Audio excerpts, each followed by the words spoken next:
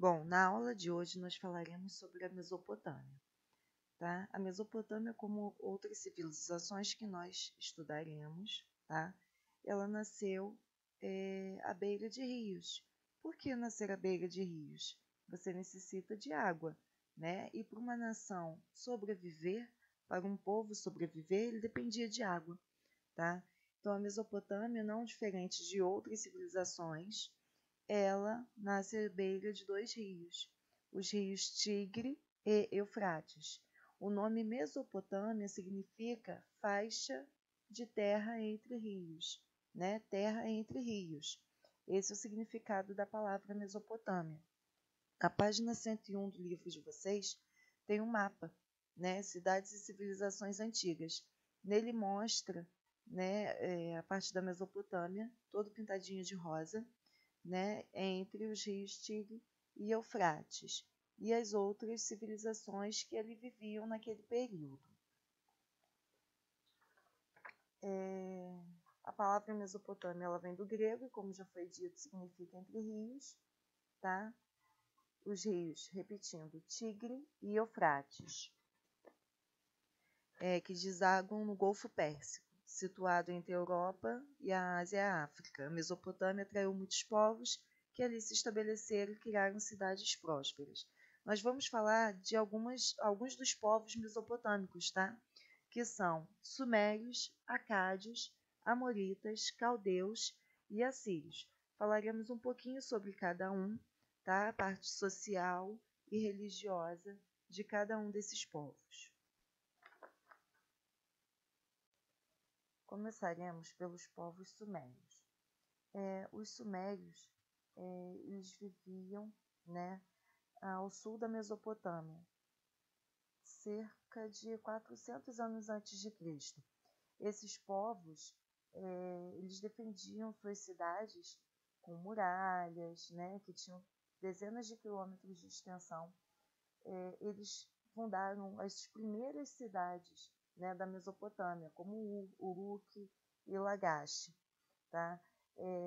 Essas cidades, né, cada uma delas, cada cidade sumeriana, possuía uma divindade protetora. Eles eram politeístas, acreditavam em mais de um deus, tá? E tinham um governo próprio, chefiado por um rei. Essas cidades, por ter um poder próprio, um governo próprio, eram chamadas de cidades-estado. Eram estados independentes, tá? É como se, vamos supor, Rio de Janeiro fosse um país, São Paulo fosse outro, faz tudo parte de um território. Porém, cada cidade tem a sua independência, tá? Então, lá nos sumerianos, cada cidade, como Ur, Uruk, Lagash, elas tinham seus próprios reis, suas próprias leis, seus próprios costumes, tá? Eram todas sumerianas, mas eram independentes uma das outras, tá? Elas não tinham ligação nenhuma uma com as outras. A escrita, eles criaram a primeira forma de escrita, que foi a escrita cuneiforme. Usavam-se cunhas. Cunhas são palitinhos com a pontinha bem fina, tá? Que eles desenhavam em argilas, tá? E em barro. E colocavam essas pedras de argila e barro para secarem, tá? E petrificava, né? Virava pedra. E ali ficavam todas as suas formas de escrita. Então, a primeira forma de escrita foi a escrita cuneiforme. Então, aí a gente vê, né, quando a nossa pré-história termina, né? Porque a pré-história não termina quando a escrita surge, é aí que ela termina, tá? Com o surgimento de uma primeira escrita. E temos aí o Império Acádio, tá? Que foi o primeiro estado centralizado da região. As cidades passaram a obedecer a uma única autoridade, tá? Eles conquistaram o território dos amoritas, tá? E duraram algum tempo, tá? Nas cidades antigas, os povos antigos, um ia conquistando o outro, um ia eliminando o outro, tá? Foi o primeiro governo centralizado, foi com os acádios, tá? O governo, tudo centralizado nas mãos de uma única pessoa, ele decidia tudo. O império foi desaparecendo, ele desapareceu em pouco tempo, tá? Rapidamente ele se extinguiu porque ele foi conquistado por outro povo. Nós temos os amoritas, né, que viviam no centro-sul da Mesopotâmia por volta de 1900 a.C. Foi o primeiro império babilônico, tá? Os amoritas construíram o primeiro império babilônico. O primeiro a gente vai ver à frente que houve o segundo, tá? Mas os amoritas eram um povo semita vindo do deserto da Arábia, tá? Eles conquistaram outros povos e construíram um poderoso império que abrangia quase toda a Mesopotâmia. Esse primeiro império babilônico, ele teve um grande imperador chamado Hammurabi. Hammurabi, ele criou leis, tá? Para que essa sociedade vivesse de forma melhor. Só que as suas leis eram baseadas no olho por olho, dente por dente, tá? Mas as leis dependiam da classe social também. Não era para todo mundo igual, não. Por exemplo, se uma pessoa roubasse a outra e fosse da mesma classe social, né, ela seria punida, tendo que dar parte do que ela teria, né? Se ela matasse alguém, a sua pena seria a morte. Agora, se fossem classes sociais diferentes, por exemplo, alguém de uma classe mais alta fizesse algo com alguém de uma classe inferior, ele apenas pagaria uma multa, tá? Ele não iria ter a mesma penalidade. Um médico matou um escravo, a punição desse médico é que um de seus escravos seja morto também. O engenheiro construiu a casa e a casa desabou, ele teria suas mãos cortadas. São coisas assim, era um olho por olho, dente por dente, tá? Era chamado Código de Hammurabi. Eram leis, tá? Que as pessoas tinham punições severas caso fizesse algo que era indevido diante do imperador. Hammurabi, esses códigos de leis de Hammurabi influenciou e ainda influencia o mundo atual. Nós temos códigos de leis, né? Nós temos leis de punição, não como as de Hammurabi, mas esse primeiro código aí foi o que deu, foi o primeiro passo para as leis atuais. Nós temos também os povos assírios. Os assírios foram conhecidos como os povos mais cruéis da Mesopotâmia. Eles conquistavam os povos vizinhos, né, com a maior crueldade possível. Eles torturavam e eles não tinham pressa de matar as pessoas. Eles queriam fazer com que elas sofressem. Era uma forma deles mostrarem que eles estavam no comando, tá? Então, quando alguém desobedecia, aquela pessoa era punida severamente por um longo tempo, até que ela não suportasse mais. E isso servia como exemplo para os rebeldes, para que os rebeldes deixassem de ser rebeldes, né, e obedecessem aos reis assírios. Né? Eles conquistavam, adoravam ter escravos. Os povos que eles conquistavam eram transformados em escravos. Tá?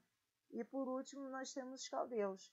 Os caldeus eles conseguiram conquistar, né, reconquistar o seu território, e esses caldeus eles formam o segundo império babilônico. É nesse segundo império babilônico, né, que muitas coisas importantes são feitas. O rei Nabucodonosor, né, ele manda construir obras grandiosas durante seu reinado, como a Torre de Babel, os Jardins Suspensos da Babilônia. Grandes obras foram feitas durante o reinado de Nabucodonosor. Nesse slide apresenta a sociedade e economia, né, dos povos mesopotâmicos. Na sociedade, vocês podem perceber que tem aí uma pirâmide social, tá? Essa estrutura hierárquica do corpo social mesopotâmico. Quem sempre está no topo, o rei, tá? Ele era visto como servidor do Deus, o que dava a ele grande poder, tá? Ele era adorado, exaltado pela população. Abaixo dele vinham os sacerdotes, nobres e militares. Logo abaixo desses, comerciantes, escribas e artesãos. Os escribas eram pessoas que recebiam instrução e cuidavam da contabilidade.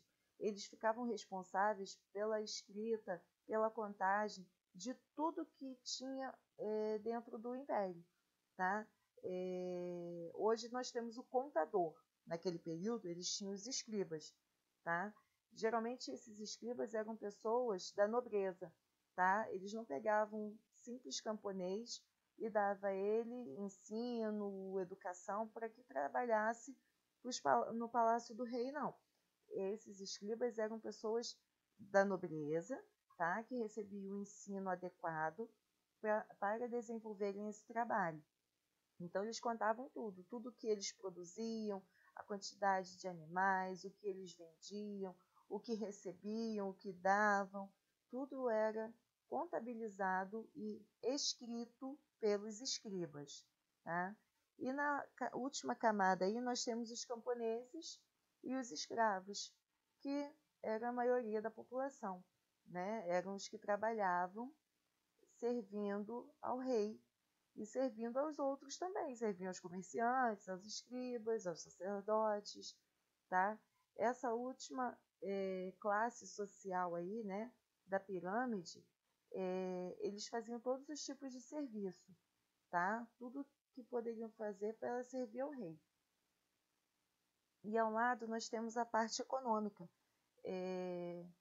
Eles cultivavam, tá? Os povos mesopotâmicos ficaram conhecidos, né, por serem agricultores. Eles cultivavam muitas coisas, né, como cereais, linho, algodão, legumes, hortaliças, e também foram bons comerciantes, tá? O comércio na Mesopotâmia, ele acontecia de forma regular, era intenso, tá? As caravanas de mercadores mesopotâmicos percorriam distâncias enormes, tá? Levando para outras regiões esses produtos que eram produzidos lá, tá? Lã, tecidos, e traziam outras mercadorias que eles não tinham, tá? Eles faziam comércio com o Egito, com a Índia, entre outros povos. Naquele período é bom ressaltar que não existiam esses nomes ainda, tá? Esses nomes foram dados muitos anos depois por historiadores, tá? Assim a gente termina aí o resumo sobre a Mesopotâmia. Vocês no capítulo de Mesopotâmia, vocês farão um resumo, e eu quero esse resumo no caderno. Podem utilizar até o próprio vídeo, os slides, mas eu quero explicado, tá?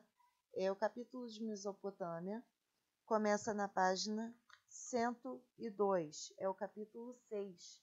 Eu quero que vocês façam esse resumo no caderno, é resumir, gente. Não é copiar o livro inteiro, mas também não é fazer uma frase perdida sem contexto nenhum. É realmente resumir, tá? Essa será a tarefa de vocês hoje. E eu colocarei mais um vídeo para que vocês revisem esse conteúdo.